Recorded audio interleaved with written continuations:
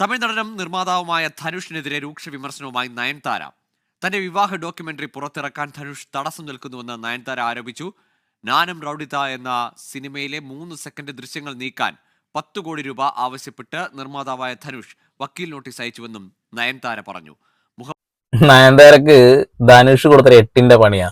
മുന്നേ നയൻതാര നമ്മുടെ അല്ലു അർജുൻ ഒരു പണി കൊടുത്ത് നിങ്ങൾക്ക് ഓർമ്മയുണ്ടോ?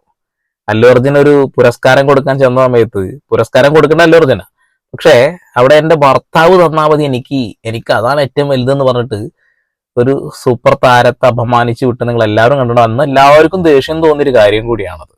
ഓക്കെ, നാനും റൌഡിതാൻ എന്ന സിനിമയുടെ ഒരു ഷൂട്ടിംഗ് സമയത്ത് ധനുഷിന് 8ന്റെ പണി ആര് കൊടുത്തിട്ടുണ്ടായിരുന്നു?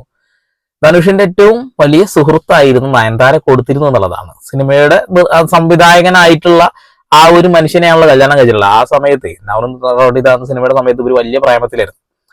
6 കോടി ബഡ്ജറ്റ് ഇട്ട സിനിമ 10 കോടി കടന്നിട്ടും അവർക്ക് നഷ്ടം സംഭവിച്ചില്ല പടത്തിന്. പക്ഷെ 6 കോടി കൊണ്ടാണ് ആ സിനിമ ഇറക്കിയിരുന്നെങ്കിൽ ഇപ്പൊ കിട്ടിയതിനേക്കാൾ ഇരട്ടി ലാഭത്തിനേക്കാൾ ഇരട്ടി കിട്ടിയേനെ. അത് നശിപ്പിച്ചതിന്റെ ഒരു ദേഷ്യത്തിൽ ചെയ്താണോ പറയുന്നത്. എന്തായാലും ആ വാർത്ത കേൾക്കാം. കാരണം കഴിഞ്ഞ 2 വർഷമായി നയൻതാരയും ധനുഷും തമ്മിൽ ഇത്തരത്തിൽ പ്രശ്നങ്ങളുണ്ട്. നയൻതാരയുടെ ഒരു ഡോക്യുമെന്ററി പുറത്തിറങ്ങുന്നുണ്ട്. അതായത് Nayanthara beyond the fairy tale എന്നുള്ളൊരു ഡോക്യുമെന്ററിയാണ് പുറത്തിറങ്ങുന്നത്. ഇതുമായി ബന്ധപ്പെട്ട് കഴിഞ്ഞ 2 വർഷമായി നയൻതാരയും ധനുഷും തമ്മിൽ വലിയ തോതിൽ പ്രശ്നങ്ങളുണ്ട്. ഈ ഡോക്യുമെന്ററിക്കായി നാനും റൌഡിത എന്നുള്ള ധനുഷ് നിർമ്മിച്ച ചിത്രത്തിന്റെ കുറച്ച് ദൃശ്യങ്ങൾ, കുറച്ച് ഫോട്ടോകൾ, ലൊക്കേഷൻ സ്റ്റില്ലുകളൊക്കെ ഉപയോഗിക്കുന്നുണ്ട് എന്ന് നേരത്തെ തന്നെ നയൻതാര വ്യക്തമാക്കിയിരുന്നു. ഇതിന് പിന്നാലെയാണ് ധനുഷ് ഇത്തരത്തിൽ ചിത്രങ്ങൾ ഉപയോഗിക്കാൻ കഴിയില്ല, താൻ നിർമ്മിച്ച ചിത്രങ്ങൾ ഉപയോഗിക്കാൻ കഴിയില്ല എന്ന് നയൻതാരയെ അറിയിച്ചത്. അതിനുശേഷം 2 വർഷമായി നിരന്തരം ധനുഷിനോട് ഈ ഒരു ചിത്രങ്ങൾ ഉൾപ്പെടുത്താൻ തന്നെ അനുവദിക്കണമെന്ന് നയൻതാര ആവശ്യപ്പെടുന്നുണ്ട്. പക്ഷെ അതിനൊന്നും ഈ നടൻ ധനുഷ് തയ്യാറായിരുന്നില്ല. അതിന് പിന്നാലെയാണ് ഒരു രൂക്ഷ വിമർശനം ഉന്നയിച്ചുകൊണ്ടുള്ള ഒരു തുറന്ന കത്ത് ഇപ്പോൾ നയൻതാര ഇൻസ്റ്റഗ്രാമിൽ പോസ്റ്റ് ചെയ്തിരിക്കുന്നത്. അതിലെ പ്രധാനപ്പെട്ട ആരോപണങ്ങൾ ധനുഷിന് തന്നോടും ഭർത്താവിനോടും അടങ്ങാത്ത പകയാണ്. ഈ പക കൊണ്ടാണ് തന്റെ ഡോക്യുമെന്ററി പുറത്തിറക്കാൻ തടസ്സം നിൽക്കുന്നത്. 3 സെക്കൻഡ് മാത്രം ദൈർഘ്യമുള്ള സോഷ്യൽ മീഡിയകളിലൊക്കെ വ്യാപകമായി കോപ്പിറൈറ്റ് ഇഷ്യൂസ് ഒന്നും ക്ലെയിം ചെയ്യാതെ തന്നെ ഇപ്പോൾ പ്രചരിക്കുന്ന ചില ദൃശ്യങ്ങൾ മാത്രമാണ് താൻ തന്റെ ഈ ഡോക്യുമെന്ററിയുടെ ട്രെയിലറിലായിട്ട് ഉപയോഗിച്ചിരിക്കുന്നത്. അതുപോലും ധനുഷ് അംഗീകരിക്കുന്നില്ല. അദ്ദേഹം 10 കോടി രൂപ ഈ 3 സെക്കൻഡ് ദൃശ്യങ്ങൾ ഉപയോഗിച്ചതിന് 10 കോടി രൂപ ആവശ്യപ്പെട്ടുകൊണ്ടാണ് ഒരു വക്കീൽ നോട്ടീസ് അയച്ചിരിക്കുന്നത്. ഇത് പകയുടെയും വിദ്വേഷത്തിന്റെയും വ്യക്തിവൈരാഗ്യത്തിന്റെയും ഭാഗമായി ഉണ്ടായതാണ് എന്ന് നയൻതാര തുറന്നടിക്കുകയാണ്. ആ 3 സെക്കൻഡ് വീഡിയോക്ക് 10 കോടി രൂപ അദ്ദേഹം പറഞ്ഞിട്ടുണ്ടെങ്കിൽ അദ്ദേഹം ആ ഒരു സിനിമ എടുക്കാൻ എത്ര രൂപ ചെലവഴിച്ചിട്ടുണ്ട്? 10 കോടി രൂപ. ആ സിനിമ എടുക്കാൻ അദ്ദേഹം തയ്യാറായത് കൊണ്ടും ആ 10 കോടി രൂപ ചെലവാക്കിയത് കൊണ്ടാണ് ആ 3 സെക്കൻഡ് വീഡിയോ നിങ്ങൾക്ക് കിട്ടുന്നത്. അപ്പൊ അതിന്റെ വാല്യൂ അല്ലെങ്കിൽ മൂല്യം എന്ന് പറഞ്ഞാൽ 10 കോടി രൂപ തന്നെയാണ്. സോഷ്യൽ മീഡിയയിലൊക്കെ ആളുകൾ ഇങ്ങനെ പ്രചരിപ്പിക്കുന്നുണ്ടല്ലോ വീഡിയോ, അതിനെന്താ കോപ്പിറൈറ്റ് കൊടുക്കാത്തത് എന്നുള്ള ചോദ്യത്തിനുള്ള മറുപടി 25 കോടി രൂപക്കാണ് നിങ്ങളുടെ കല്യാണ വീഡിയോ. അതൊരു കല്യാണ വീഡിയോ ആണ്. ഒരു തരത്തിലുള്ള ഒരു സോഷ്യൽ മീഡിയയിലോ ഒരു TV ചാനലിലോ വരാത്ത നിങ്ങളുടെ കല്യാണം ആരൊക്കെയോ പങ്കെടുത്തുന്ന ദൈവം തമ്പുരാനും മാത്രം അറിയില്ല, ആരോടും പറഞ്ഞിട്ടില്ല. അപ്പൊ അങ്ങനെ നിങ്ങൾ വളരെ പ്ലാൻഡ് ആയിട്ട് ഷൂട്ട് ചെയ്തിട്ടുള്ള ആ ഒരു വീഡിയോക്ക് നിങ്ങൾ 25 കോടി രൂപ നെറ്റ്ഫ്ലിക്സിൽ നിന്ന് വാങ്ങുന്നുണ്ടെങ്കിൽ അദ്ദേഹം 10 കോടി രൂപ ചെലവഴിച്ച് നിങ്ങളുടെ മാത്രം കാരണങ്ങൾ കൊണ്ട് 6 കോടി സിനിമ 10 കോടിയിലേക്ക് മാറി. അത്ര ചെലവ് വാങ്ങി അല്ലെ? അപ്പൊ ആ സിനിമയുടെ മൂല്യം അത് തന്നെയാണ്. ആ ഒരു 3 സെക്കൻഡ് വീഡിയോക്ക് നിങ്ങളത് ഒരു വെറുതെ സോഷ്യൽ മീഡിയയിൽ ഇടുന്ന ഒരു വീഡിയോ അല്ല, അത് നിങ്ങൾ വിറ്റ വീഡിയോ ആണ്. അപ്പൊ അങ്ങനെ നിങ്ങൾ വിൽക്കുന്ന ഒരു വീഡിയോക്ക് കൃത്യമായിട്ട് ആ ഒരു ഫണ്ട് കൊടുക്കാൻ സന്നദ്ധത കാണിക്കുക തന്നെ വേണം. സംഭവം ശരിയാണ്, നിങ്ങളുടെ പഴയ സുഹൃത്താണ്. പക്ഷെ നാനും റൌഡിതാൻ എന്ന സിനിമയിൽ നിങ്ങൾ പ്രൊഡ്യൂസർ ആയിട്ടുള്ള ഇവർക്ക് കൊടുത്ത പണിക്കുള്ള മറുപടി ആണെങ്കിൽ ഓക്കെ, നല്ലൊരു കാര്യം. ആ ഒരു മറുപടി കിട്ടുക തന്നെ വേണം.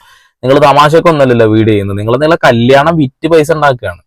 അതിൽ മറ്റൊരാളുടെ കോൺട്രിബ്യൂഷൻ, മറ്റൊരാൾ ചെയ്തൊരു കാര്യം കട്ടെടുത്തുകൊണ്ട് ഇതിലേക്ക് ഇടരുത്.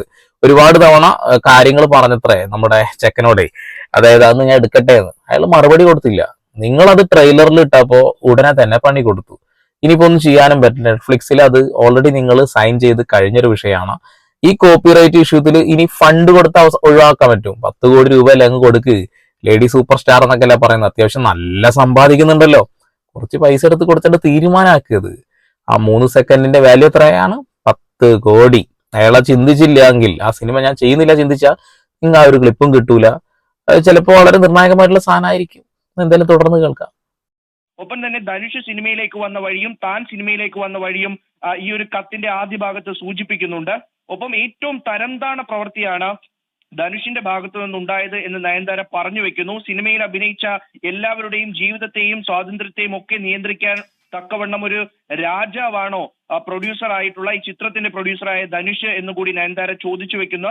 ഒപ്പം ധനുഷിനെ വ്യക്തിപരമായി കൂടി കടന്നാക്രമിക്കുന്ന തരത്തിലേക്കാണ് കത്ത് പിന്നീട് പോകുന്നത്. ധനുഷ് മുഖം മൂടി അണിഞ്ഞു സമൂഹത്തിന് മുന്നിൽ അഭിനയിക്കുന്നയാളാണ്. തന്റെ ഓരോ ഓഡിയോ ലോഞ്ചുകളിലും പല പല കഥകളുമായി വന്ന് ആളുകളുടെ മുന്നിൽ താനൊരു പാവമാണെന്നും തനിക്കൊരു ക്ലീൻ ഇമേജ് ഉണ്ട് എന്നുള്ള തരത്തിൽ അദ്ദേഹം ആളുകളോട് ഇടപെടുന്നു. അങ്ങനെയാണ് നയൻതാര പറയുന്നത്. ഈ ചിത്രത്തിന്റെ ചിത്രീകരണ സമയത്തുണ്ടായ ചില ദുരനുഭവങ്ങളും ധനുഷിന്റെ ഭാഗത്തു നിന്നുണ്ടായ ചില വ്യക്തിപരമായുള്ള കമന്റുകളും ചിത്രത്തെ ഉള്ള ചില ഏറ്റുമുട്ടലുകളും തർക്കങ്ങളും ഒക്കെ ഈ ഒരു കത്തിൽ പറഞ്ഞു വെക്കുന്നുണ്ട്. മറ്റുള്ളവരുടെ ദുരിതം കണ്ട് സന്തോഷിക്കുന്നയാളാണ് ധനുഷ് എന്നുകൂടി നയൻതാര പറയുന്നു. ഒപ്പം തന്നെ ഓക്കെ, ഒരു പ്രൊഡ്യൂസർ, ആ ഒരു പ്രൊഡ്യൂസർ ഇല്ലെങ്കിൽ ഒരു സിനിമയില്ല. അപ്പൊ അങ്ങനെ ഒരു പ്രൊഡ്യൂസർ പറയുന്ന അല്ലെങ്കിൽ പ്രൊഡ്യൂസറുടെ ആ ഒരു സ്വഭാവം നിങ്ങൾക്ക് ഇഷ്ടമല്ലെങ്കിൽ നിങ്ങൾ ആ സിനിമ ഒഴിവാക്കി പോവാന്നുള്ളതാ.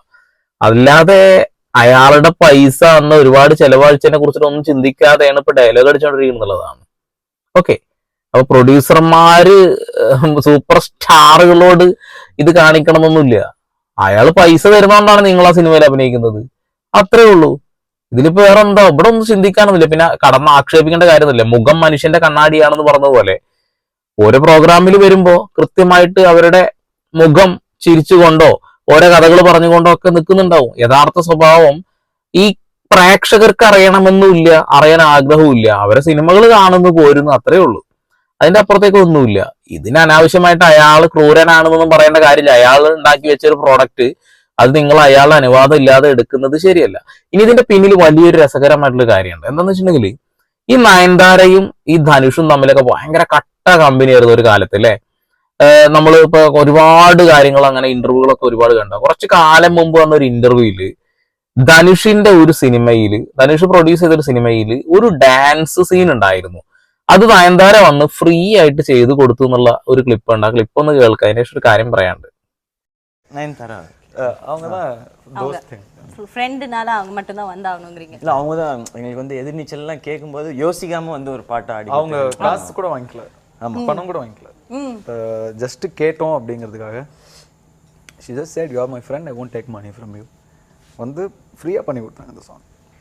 ഓക്കെ, വളരെ സൗമ്യമായിട്ട് ഒരു സിനിമയിൽ ഒരു പാട്ടുണ്ട്, ഒരു ഡാൻസ് ഉണ്ട്, അതൊന്നും ചെയ്യുമെന്ന് പറഞ്ഞപ്പോ പൈസ ഒന്നും വേണ്ട, ജിന്റെ സുഹൃത്തല്ലടോ മോനെ എന്ന് പറഞ്ഞിട്ട് ഫ്രീ ആയിട്ട് ചെയ്തു കൊടുത്തത്ര ആ ഒരു പാട്ട്.